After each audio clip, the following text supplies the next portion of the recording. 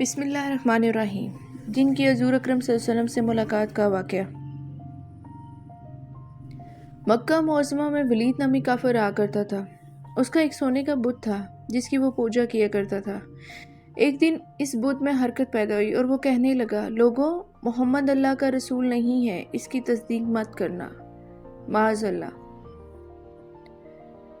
ولید بڑا خوش ہوا اور باہر نکل کر اپنے دوستوں سے کہنے لگا، مبارک ہو، آج میرا معبود بولا ہے اور صاف صاف اس نے کہا ہے کہ محمد اللہ کا رسول نہیں ہے۔ یہ سن کر لوگ اس کے گھر آئے اور دیکھا کہ واقعی اس کا بت یہ جملے دہرا رہا تھا۔ وہ لوگ بہت خوش ہوئے اور دوسرے دن ایک عام اعلان کے ذریعے ولید کے گھر میں ایک بہت بڑا اجتماع ہو گیا تاکہ اس دن لوگ بت کے منہ سے وہی جملہ سنیں۔ اس بڑے اجتماع میں ان لوگوں نے حضور اکرم صلی اللہ علیہ وسلم کو بھی دعوت دی تاکہ حضور اکرم صلی اللہ علیہ وسلم خود تشریف لا کر بت کے منہ سے وہی جملے سنیں۔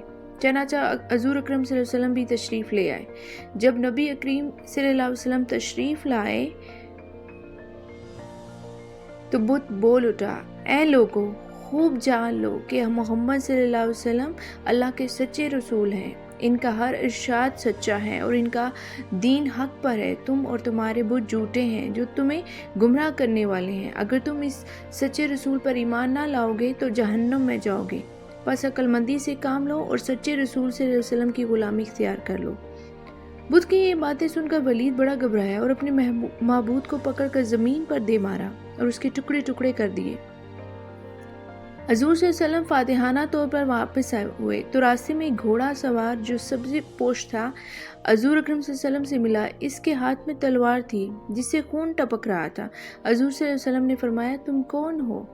بولا، میں جن ہوں اور آپ کا غلام اور مسلمان ہوں، جبل طور میں رہتا ہوں، میرا نام موہین بن ابرار ہے۔ میں کچھ دنوں کے لیے کہیں باہر گیا ہوا تھا، آج گھر واپس آیا تو میرے گھر والے رو رہے تھے۔ میں نے وجہ پوچھی تو معلوم ہوا کہ کافر جن جس کا نام مصفر تھا وہ مکہ میں آ کر ولید کے بت میں گھس کر حضور اکرم صلی اللہ علیہ وسلم کے خلاف فضول گوئی کر گیا ہے اور آج پھر وہ یہی بکواس دوبارہ بت میں گھس کر کرنے والا تھا۔